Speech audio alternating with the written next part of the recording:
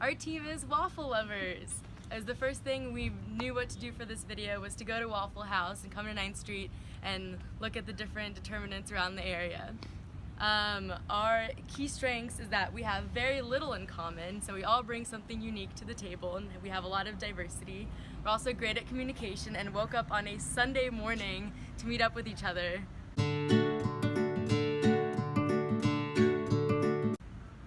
My name is Clara. I'm from right outside DC.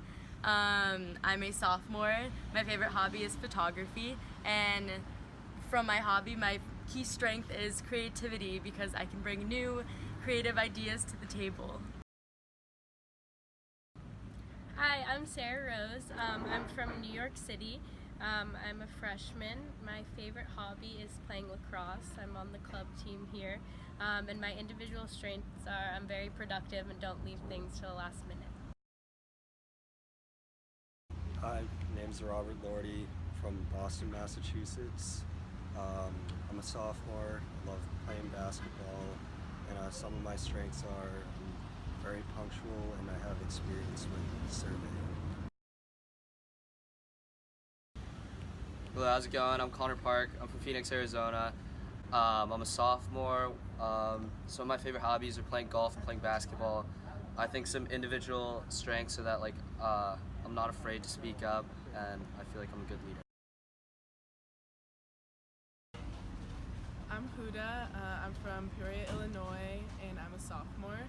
My favorite hobbies are fencing and hiking, and my strength is that I have good time management and organizational skills.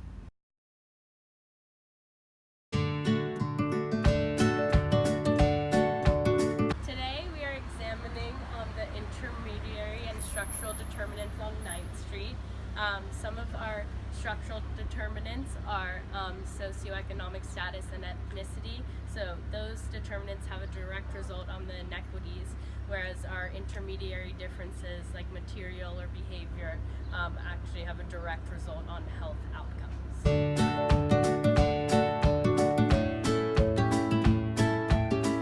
So we're here across the street from Waffle House examining how socioeconomic class plays into the decisions that people make with respect to places that they eat.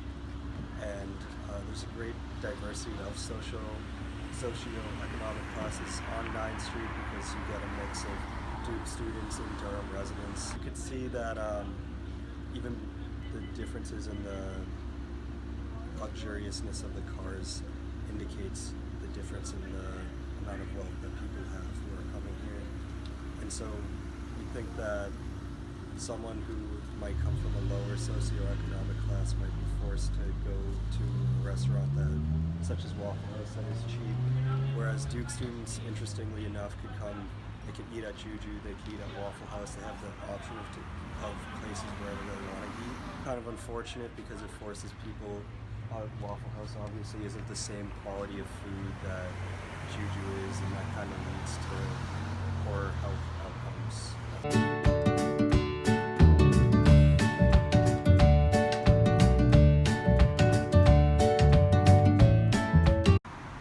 Alright, so here we are at two other restaurants on 9th Street.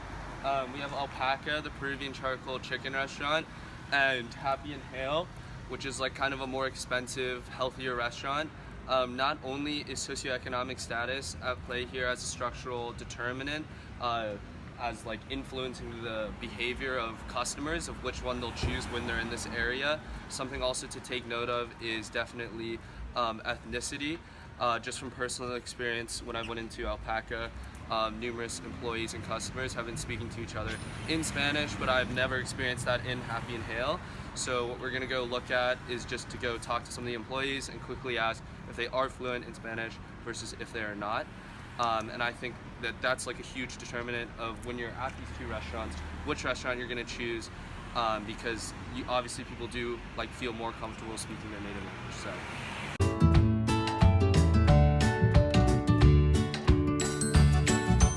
So we're inside of Alpaca, asking a quick question to some of the employees. So, how's it going? Are you fluent in Spanish? Yeah. Okay. Are you fluent in Spanish? Are you fluent in Spanish? Yeah, I am. Okay, thank you. Here we are at Happy and Hill, right next door, asking a quick question. Are you fluent in Spanish? I am not fluent. Okay, so are you fluent in Spanish? Yeah. Thank you. So as we could see from that quick survey, obviously Alpaca their employees offer Spanish-speaking service versus at Happy and Hill. There could be other employees obviously that did offer it, and there also could be employees at Alpaca who do not speak Spanish. But as we could see from that quick survey, just the people working on the line at lunchtime, there was obviously Spanish-speaking employees at Alpaca. What this could lead to as like an ethnic structural determinant could end up leading to people who are of Spanish-speaking nativity to not come to Happy and Hill, which offers like a bunch of vegan options and like in a traditional sense is more healthy and would actually prefer Alpaca.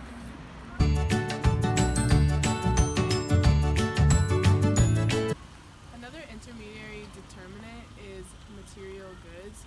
So the nearest gym from here is 2 miles away that is not a Duke gym, and so it is really difficult for residents who don't have a car to go to the gym, and that also goes to show the health inequalities in the area. I'm looking at data and different surveys about the Durham area as we focused on 9th Street. An organization we found was Partnership for a Healthy Durham, and their page provides the most recent reports on the health of Durham County residents. The Partnership for a Healthy Durham is responsible for publishing the annual State of County Health Report and the Community Health Assessment, which occurs every 3 years.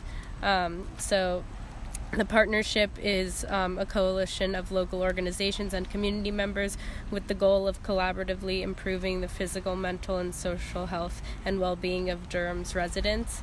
In studies they've found on obesity, diabetes, and food access, 46% of residents surveyed in 2018 said that obesity, diabetes, and food access were top issues in Durham. And about 14% of Duke's adult patient population had diabetes in 2015.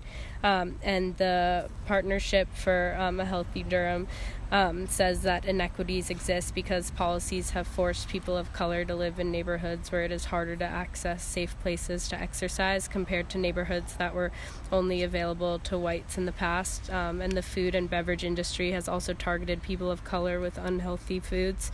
These issues have increased rates of diabetes and obesity in these communities. As you can see, the main structural determinants we analyzed today were ethnicity and socioeconomic status.